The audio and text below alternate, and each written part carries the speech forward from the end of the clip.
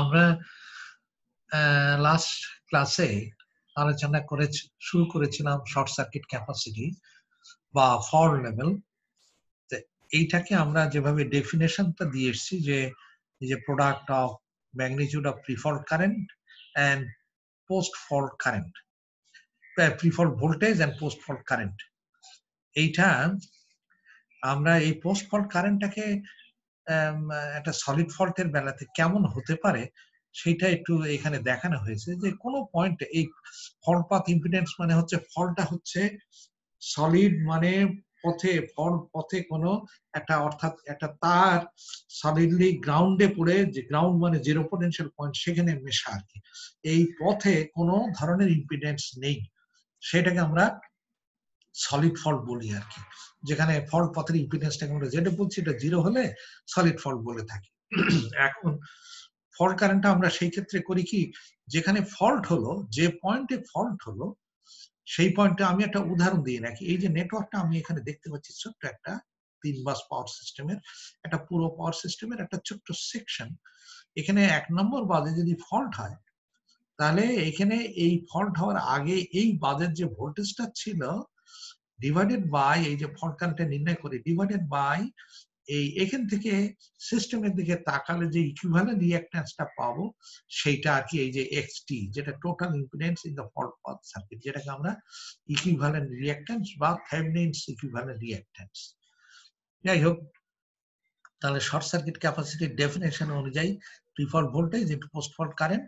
এই post fault কারেন্টকে আবার আমরা লিখছি এই যে ইটি ডিভাইড বাই এক্সটি। এই এক্সটিটা আবারও বলে রাখি, এক্সটিটা হচ্ছে equivalent reactance from the fault point towards the system. এটার ইকুয়েশনটা এসে দাঁড়াচ্ছে এরকম ধরনের, ইটি স্কয়ার ডিভাইড বাই এক্সটি। এখন ইটি যে জিনিসটা, এটা হচ্ছে ফল্ট পয়েন্টের প্রিফল্ট ভোল্টেজ, যেটা নরমালি 1 পিতে হয়। পাওয়ার সিস্টেম অপারেটরদের দায়িত্বই হচ্ছে সমস্ত পাওয়ার সিস্টেমের সব পয়েন্টে 1 পিউ এর কাছাকাছি ভোল্টেজ মেনটেন করা।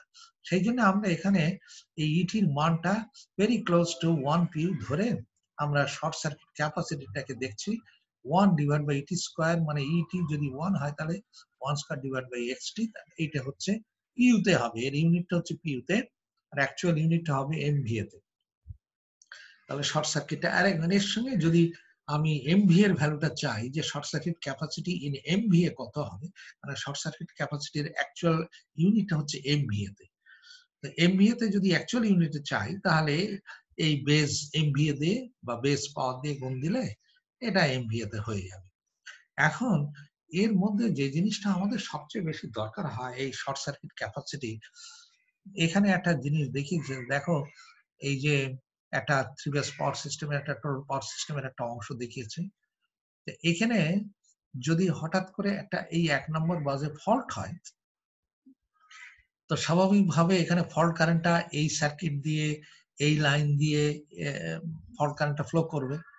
ফল্ট কারেন্টটা অনেক বেশি, যার ফলে এই সব লাইনে ড্রপ হবে, ড্রপের পরিমাণ বেড়ে যাবে। তার মানে এই সব পয়েন্টের ভোল্টেজ গুলো সব অন্যান্য বাজে যত বাজ আছে সব বাজের ভোল্টেজটা নর্মাল ভোল্টেজের থেকে কমে যাবে। এখন একটা স্ট্রেংথ, একটা কথা আছে যে স্ট্রেংথ অফ এ বাজ, একটা বাজের, বাজবারের বা একটা পাওয়ার সিস্টেমের কত স্ট্রেংথ, কতটা শক্তিশালী সেই পাওয়ার সিস্টেমটা বা সেই বাজবারটা, এইটাকে আমরা বলি যে ওই বাজের সত্যি সত্যি কত শক্তিশালী পাওয়ার সিস্টেম, এই পাওয়ার সিস্টেমটা কত স্ট্রেংথ তার বেশি, কত হেলদি। এইটা এখানে আমরা একটা কথা এখানে দিয়ে রেখেছি, দেখো এই জিনিসটা পুরো যে ভোল্টেজ যত রিডাকশন হবে, এখান থেকে যত বেশি ভোল্টেজ রিডিউস হবে, এখানে ফল্টের কারণে যদি অন্যান্য বাসগুলো 2, 3 বা আরো অন্যান্য যে সব বাস আছে পাওয়ার সিস্টেমের ভোল্টেজটা যদি অনেক কমে যায়, তাহলে আমরা বলবো যে সিস্টেমটা খুব উইক।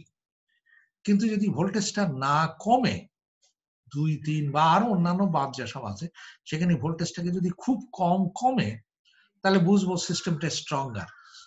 হ্যাঁ, আর যদি একেবারেই না কমে, সেরকম সিস্টেমকে আমরা থিওরিটিক্যালি সেসব বলছি যে আমরা ইনফাইনাইট বা ইনফাইনাইট সোর্স। তো এখানে এই জিনিসটা আমরা ক্লাসরুম এনভায়রনমেন্টে ছাড়া আর একটু বোঝানো মুশকিল হবে। আমি যখন ক্লাসে ইনশাআল্লাহ আরেকবার যখন নেব, সেই সময় আমরা এই জিনিসটাকে আরো একটু ব্যাখ্যা করব যে ইনফাইনাইট সোর্স বলতে কি বোঝাচ্ছি।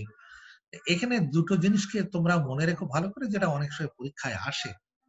সেটা হচ্ছে the strength of a bus, the strength and severity of short circuit is of our interest. এটাই আমরা সত্যি সত্যি চাই, একটা পাওয়ার সিস্টেমের কত স্ট্রেংথ, হ্যাঁ, তাহলে বা সিভিয়ারিটি অফ শর্ট সার্কিট এইটা কত, এটা আমাদের বার করাটা খুব দরকার। এটা পাওয়ার সিস্টেম ইঞ্জিনিয়াররা চায় এটা জানতে।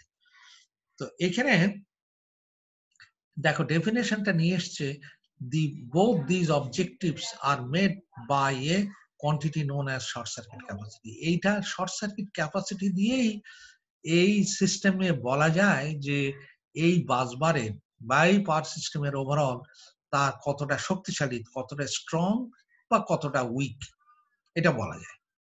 এখানে একটা জিনিসের ডেফিনেশন নিয়ে এসছে, দেখো এই যে যেটা পরীক্ষার অনেক সময় আসে, the strength of a bus. What do you mean by, or what is strength of a bus? The strength of a bus, এই কথাটা মনে রেখো, is mean the ability of the bus to maintain its voltage when a fault takes place at other buses. If, however, the fault occurs at this bus in question, যে বাস নিয়ে কথা বলছি, সেই বাসে যদি ফল্ট হয় তাহলে voltage will reduce to zero.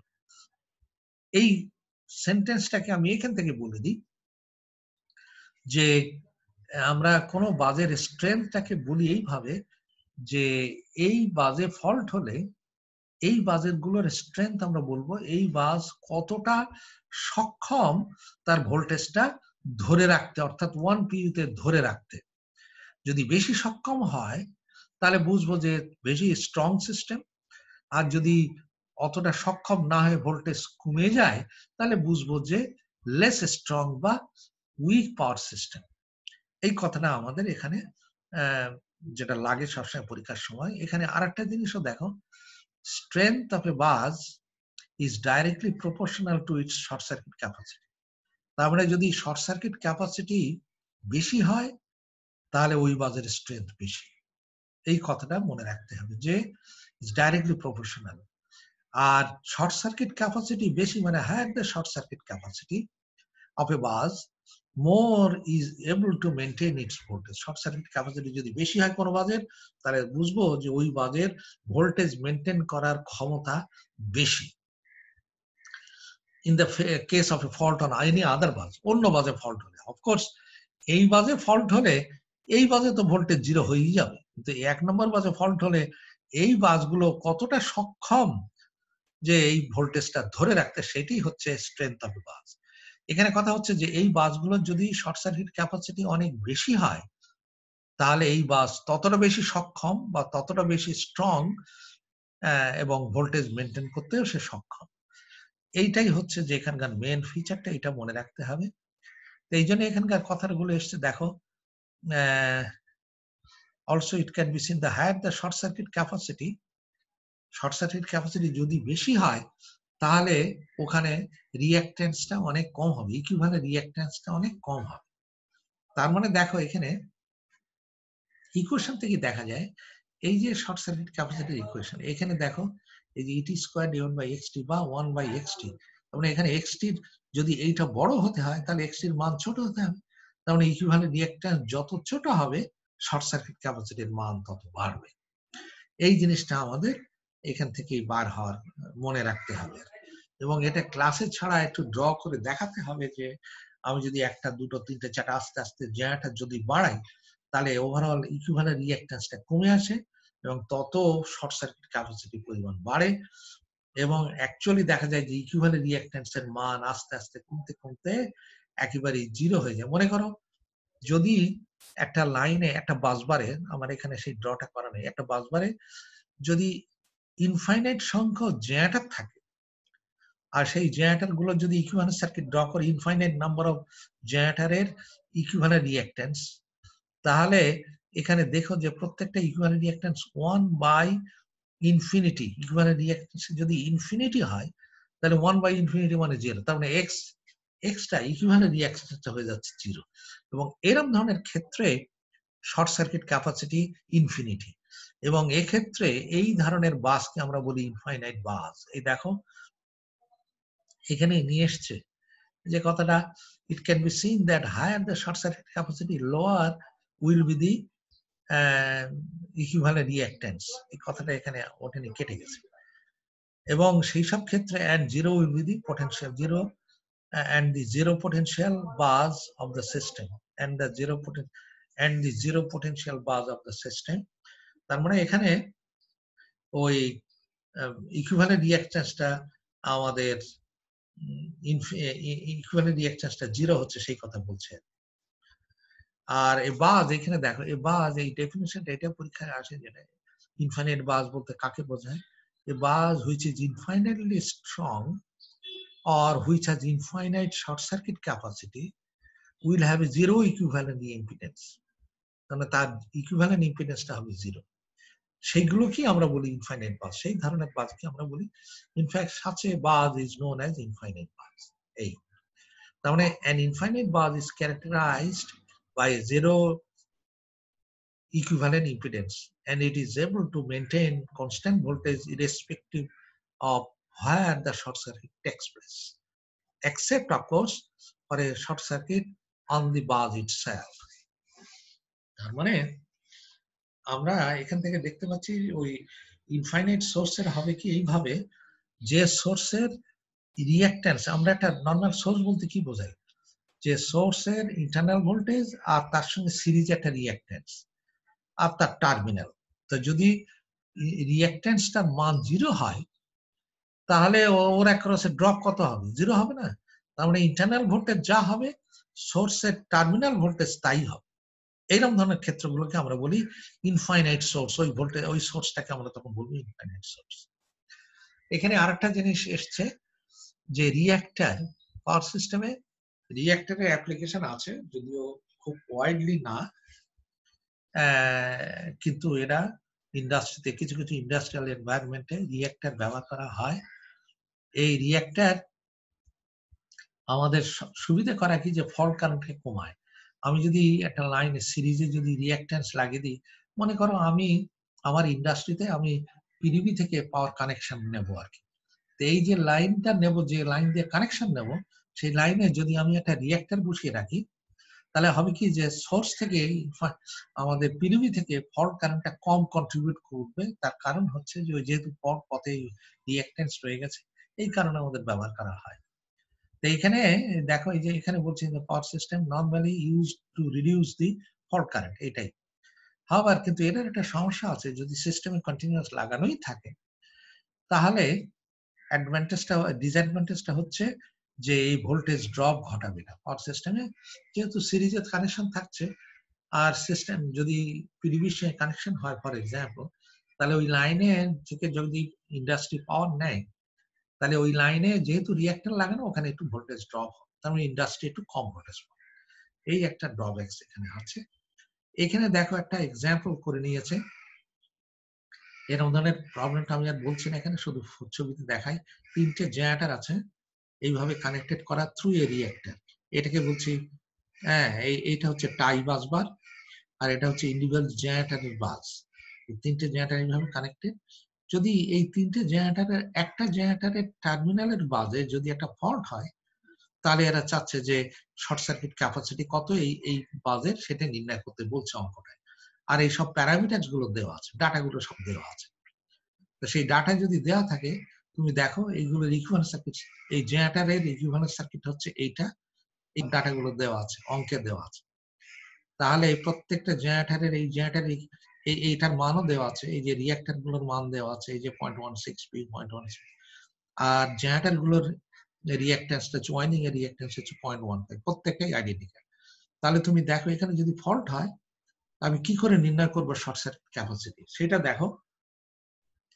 এখানে ফল্ট হলে কি হবে, এই সোর্স গুলো তুমি যদি শর্ট সার্কিট করে ফেলো, এগুলো যদি শর্ট সার্কিট করে দাও থেভেনিনস থিওরেম অনুযায়ী, তাহলে এই সোর্স এই কারেন্ট এই পথে দেবে, এই সোর্স এই কারেন্ট এই পথে কারেন্ট ফ্লো করাবে। তার মানে এই দুটো লাইন সিরিজে, এবং এই ব্রাঞ্চ আর এই ব্রাঞ্চ প্যারালালে, এই দুটো ব্রাঞ্চ প্যারালালে করলে আনলিমিটেড তার ইকুইভ্যালেন্ট রিঅ্যাকট্যান্সটা এইটা, যেটা এইটার সঙ্গে সিরিজে পড়ছে, এই 0.16 এর সঙ্গে সিরিজে পড়ছে। সেক্ষেত্রে দেখো এখানে ফল্ট হলে ইকুইভ্যালেন্ট রিঅ্যাকট্যান্সটা রিডিউস করে এরা মাখা নিল, কারণ এই দুটো সিরিজে তার সঙ্গে এইটা 1 এইটা প্যারালাল। এটা দেখো ইকুইভ্যালেন্ট রিঅ্যাকট্যান্সটা নির্ণয় করেছে এইভাবে। এই হচ্ছে ইকুইভ্যালেন্ট রিঅ্যাকট্যান্স, তাহলে শর্ট সার্কিট ক্যাপাসিটি হচ্ছে 1/x ইকুইভ্যালেন্ট। এইটা হলো এত পি। আর তুমি যদি এটাকে এমভিএ তে নির্ণয় করতে চাও, তা বেস পদে গুণ দাও। আমাদের এখানকার বেস পদ হচ্ছে জেনারেটরের যে রেটিং, সেটাকে বেস পদ ধরে নিচ্ছে। জেনারেটর রেটিং দেখো কত, 5 MVA। হ্যাঁ, প্রত্যেকটা জায়গা তো 5 MVA আমাদের বেস হলে এটাকে 5 দিয়ে গুণ দিলে, না দাঁড়াও, এটা 5 MVA নাকি 5 MVA না, জেনারেটর গুলো রেটিং হচ্ছে 8 MVA। জেনারেটর গুলো রেটিং হচ্ছে 8 MVA। তাহলে এইভাবেই 8 MVA হলো, 8 MVA দিয়ে গুণ দিলে এটা হয়। এই হলো, এই অঙ্কটাও এরকম দেখে নিতে পারবা, এটা দরকার হলে ক্লাসে আরো একটু আলোচনা করা যাবে। এইটা আমি একটু দেখাতে চাচ্ছি, এই অঙ্কটা দেখি, এটা শেষ করে দেবো। সেটা হচ্ছে এখানেও দেখো, আমি অঙ্কটাকে না পড়ে শুধু সিস্টেমটা দেখাই। এই একটা ইন্ডাস্ট্রি, এখানে রিঅ্যাক্টরের অ্যাপ্লিকেশন দেখিয়েছে, এই যে রিঅ্যাক্টর। এই একটা ইন্ডাস্ট্রি, এই ইন্ডাস্ট্রির 3টে জেনারেটর আছে, লোকাল জেনারেটর, তাদের নিজস্ব জেনারেটর আছে। আর এই বাসবাগ থেকে, নিজস্ব বাসবাগ থেকে, এখান থেকে এই একটা সার্কিটের লোড দিচ্ছে, একটা সার্কিটের লোড দিচ্ছে। এই বক্সটা হচ্ছে সার্কিট ব্রেকার, বুঝতে পেরেছো? আর এই ইন্ডাস্ট্রিটা এই পিডিবির সঙ্গে এই থেকে পাওয়ার নিচ্ছে। পিডিবিতে পাওয়ার ট্রান্সফরমারটা হচ্ছে 0.75 MVA, আর রিঅ্যাক্ট্যান্স হচ্ছে 8%। এখান থেকে পাওয়ার নিচ্ছে, কিন্তু এই পাওয়ারটা নিচ্ছে একটা রিঅ্যাক্টরের মাধ্যম দিয়ে। এই উদ্দেশ্য আগে বলেছি যে যাতে করে এখানে যদি ফল্ট হয়, তাহলে সোর্স এই পিডিবি এই দিক থেকে ফল্ট কারেন্ট ফ্লো করাবে, আর এই 3টে জেনারেটর ফল্ট কারেন্ট কন্ট্রিবিউট করবে। এই দিক থেকে যদি ফল্ট কারেন্টটা কমানো যায়, ফ্লোটা কমানো যায়, তাহলে ওভারঅল ফল্ট কারেন্ট কমবে, শর্ট সার্কিট ক্যাপাসিটি কমে যাবে, এই সার্কিট ব্রেকারের রেটিং কম রাখা যাবে, রিলেটিভলি কম খরচে সার্কিট ব্রেকার সিলেকশন হবে। ইন্ডাস্ট্রির হচ্ছে উদ্দেশ্য। তা এখানে অঙ্কটা দেখাচ্ছে যে এখানে একটা যদি ফল্ট হয়, আমার ফল্ট লেভেলটা বার করতে বলছে। ফল্ট লেভেল না, এখানে ফল্ট লেভেল দেওয়া আছে। ফল্ট লেভেলটা দেওয়া আছে, circuit breaker has a rupturing capacity of 750 MVA। এই প্রত্যেকটা সার্কিট ব্রেকারের রাপচারিং ক্যাপাসিটি মানে ফল্ট লেভেল, সোজা কথা শর্ট সার্কিট ক্যাপাসিটি। হ্যাঁ, এটা আমরা পরে যারা প্রোটেকশন পড়বে তারা জানবে যে রাপচারিং ক্যাপাসিটি অফ সার্কিট ব্রেকার মানেই হচ্ছে ফল্ট লেভেল বা শর্ট সার্কিট ক্যাপাসিটি। তার মানে এইটা হচ্ছে শর্ট সার্কিট ক্যাপাসিটি এই বাজের। তা দেখো এখানে এটার সবগুলোর ভ্যালুগুলোকে আমি কমন বেজে সব নিয়ে এসেছি, কমন বেজে নিয়ে এসেছি। বেস পাওয়ারটা ধরে নিচ্ছে ট্রান্সফরমারের পাওয়ারটা, আর এই প্রত্যেকটা জেনারেটরের রিঅ্যাকট্যান্সকে কনভার্ট করেছে পিউতে নিয়েছে। প্রত্যেকটা জেনারেটর 0.15, তো সেইটাকে আমি, আর জেনারেটর গুলো রেটিং হচ্ছে 15 MVA। জেনারেটর গুলোর রেটিং 15 MVA, অর্থাৎ সেই অনুযায়ী জেনারেটরের রিঅ্যাকট্যান্স 0.75 হয়েছে, আর ট্রান্সফরমার রিঅ্যাকট্যান্স 0.08, এটা তো 8% আছে, 0.08। এখান থেকে ইকুইভ্যালেন্ট সার্কিটটা দেখো এরা মাখা নিয়েছে। এটা জেনারেটরের রিঅ্যাকট্যান্স, এই 3 জেনারেটরের রিঅ্যাকট্যান্স, এই জেনারেটরের বাজের সঙ্গে এই আমাদের যে রিঅ্যাক্টর, এই রিঅ্যাক্টরের মান নির্ণয় করতে বলছে, যে এই রিঅ্যাক্টরের ভ্যালু কত হলে কত সিলেক্ট করতে হবে, যাতে করে এখানকার শর্ট সার্কিট ক্যাপাসিটি বা রাপচারিং ক্যাপাসিটিটা 750 কে এক্সিড না করে। এক্সিড না করলে পুড়বে না, সার্কিট ব্রেকার পুড়ে যাবে। সেটা করতে গেলে দেখো এক্স এর মান অজানা, আমরা নির্ণয় করতে চাই, আর এটা তো 0.08 দেওয়া আছে ট্রান্সফরমার রিঅ্যাকট্যান্স। এখান থেকে দেখো এই আমরা ইকুইভ্যালেন্ট সার্কিটটা কিভাবে বার করি, এই তিনটাকে প্যারালাল করলেই 0.25 হয়। 0.25 এর সঙ্গে এই দুটো সিরিজ 0.08 আর এক্স, তাই দেখো এই দুটো সিরিজ করে ইকুইভ্যালেন্ট রিঅ্যাকট্যান্স। তাহলে শর্ট সার্কিট এমভিএ যেটা আমাদের দেওয়া আছে, এটা পিইউতে দেওয়া নেই, এটা এমভিএ তে দেওয়া আছে। শর্ট সার্কিট এমভিএ হচ্ছে 750, আর এটা হচ্ছে base MVA divided by x equivalent. তার মানে এই দুটো সলভ করলে এক্স এর মান অজানা, এক্স এর মানই বার হয় এত পি। এত পি মানে এটাকে যদি বেজ ইম্পিডেন্স দ্বারা গুণ দেওয়া যায়, তাহলে আমাদের অ্যাকচুয়াল রিঅ্যাকট্যান্সটা বার হয়ে গেল। তাহলে অ্যাকচুয়াল রিঅ্যাকট্যান্সটা হচ্ছে পিইউ ইনটু বেজ রিঅ্যাকট্যান্স। বেজটা হচ্ছে base MVA divide by 30 base kV square. এটা যদি 33 এখানে স্কয়ার হয়, তাই এটা উপরে উঠে যায় 33 কেভি স্কয়ার। এই ভ্যালু হচ্ছে এই। এইটা গেল আমাদের। আর এখানে লাস্টের পয়েন্টটা হচ্ছে যে importance of or significance of fault analysis. এখানে একটা ছোট বলা আছে, এই জিনিসটা তোমরা একটু পড়ে নেবে। তাহলে এখানেই আমরা এটাকে শেষ করলাম। হ্যাঁ, এটাকে আমরা শেষ করলাম। আমরা এখানে রেকর্ডটা থামিয়ে দিই।